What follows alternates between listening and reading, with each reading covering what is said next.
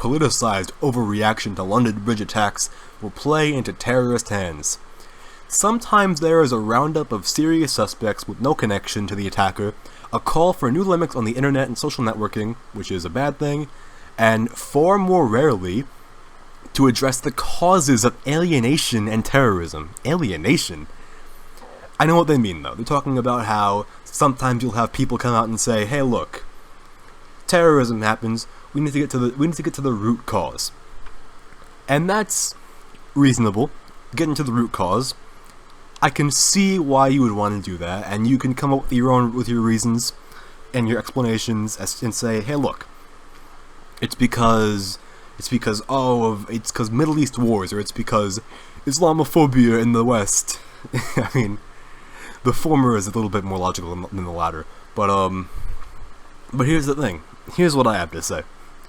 The causes don't matter. It's happening. And we need to be able to stop that. The causes, people always go after people. Liberals and the whole Black Lives Matter crowd, they go after people when there is a act of violence by a white person, and they say, "Oh, well, I can't believe everyone always says, oh, we need to get to the root cause. We need to get to the root cause. Maybe it was mental illness." They always say that, but then when it comes to terrorism, they say, "Oh, you know what? Maybe the root cause is the most important part here. Maybe that's the real story, is the root cause." The root cause, whatever you want to say it is. Okay, let's just say we get to the bottom of it and we say, yes, we have scientific research that says the root cause of terrorism is this, or it's this. What then? Are we going to go ahead and say, "Oh, well, we care about their feelings, so we're going to go in and try and stop the root cause"? Is that what we're going to do? No, of course not.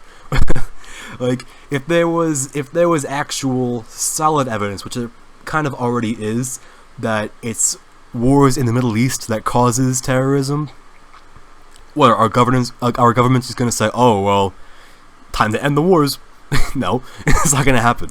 So, to be practical, we need security, we need immigration restriction, we need extreme vetting. Trump likes to say extreme vetting. We need all that, and we can't give in to this whole idea, these multiple ideas, this idea that, oh, it's just a normal part of life, we have to accept it, and especially not, we have to accept restraints on our freedoms, which is what, by the way, The Hill says. This is a quote. "We have already accepted many restraints on our freedoms, and may well have to accept more." More? Accepted many? First of all, I don't know where you get this idea that we've accepted many. We haven't exactly accepted them. People are still pissed off about the whole TSA and what goes on in airports and, internet spying, NSA. People are still pissed off about that. We haven't accepted that. Like, some people maybe have. Some people have maybe said, "Oh, well, we can't do anything about it, so we just give up." But most people say, "No, you're gonna spy on me. It's bullshit. I'm not gonna let that happen." So this idea that we've accepted the restraints, not true at all. And we may have to accept more. More. What's next?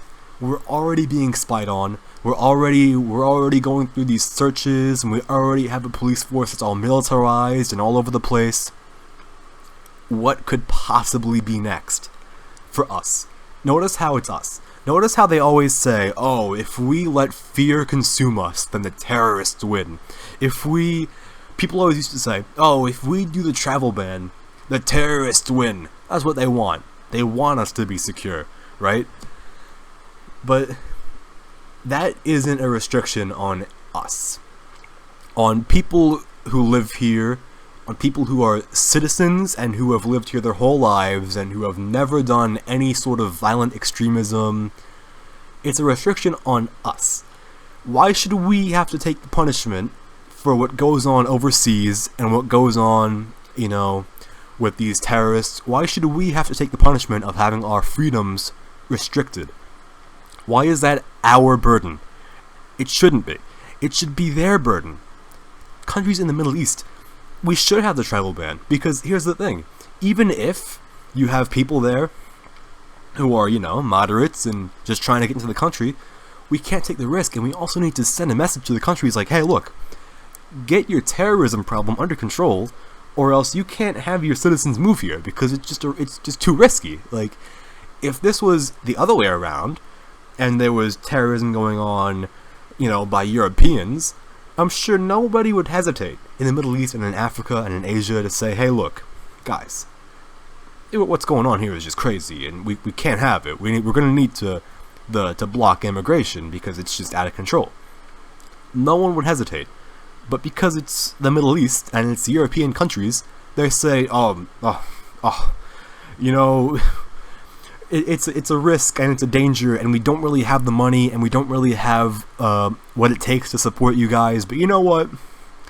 Diversity is the most important thing of all time. Diversity is more important than economics or safety. Everyone come in. Merkel, everyone, just everyone into the country. It's a mess. It's just a mess. And now also, the Hill also says that violent Islamic extremists want to create a clash between civilizations. But here's the thing. It kind of already is. Without them even trying, it pretty much is one, because we have a group of people who are fundamentalist, radical Muslims who want to take down us, secular nations, because they don't like our culture. They don't like the fact that we can have Ariana Grande, a woman, go on stage and, sing to people. They don't like that. So they come after us. That's why they went after that concert, by the way. People don't talk about that. People don't talk about how the reason they went after that concert is because, hey, they hate the idea that, oh, look at this. We have a woman who has, she's, successful, and she's rich, and she has, fans, and she's not even covering her body. She's not even covering her face. And she's out here singing for everybody. They hate that. They hate that. They hate us for our culture. I don't say our freedoms because it's more complicated than that. They hate us for our culture. So in a way, it is a clash of civilizations. Now look, am I saying that we should go on the offense? No. That's ridiculous. We should not go on the offense. But in order to play smart defense, we can't just give in and say, okay, fine, liberties, we got to give them up. It's safety. It's safety. We got to give up our liberties. No, we have to play defense in a smart way that defends us. Please forgive me. Please forgive me. I am sick as anything. I picked the wrong day to start doing this. Anyway, where was I? Oh yeah. We need to play it smart. We need to defend ourselves in a way that makes sense and that doesn't punish us for being victims. Right? They talk about victim blaming. This is victim blaming. This is just saying, hey, look, you guys are the ones that are having this terrorism done to you, but sorry, you're going to have to pick up the punishment as well because, hey, it's safety.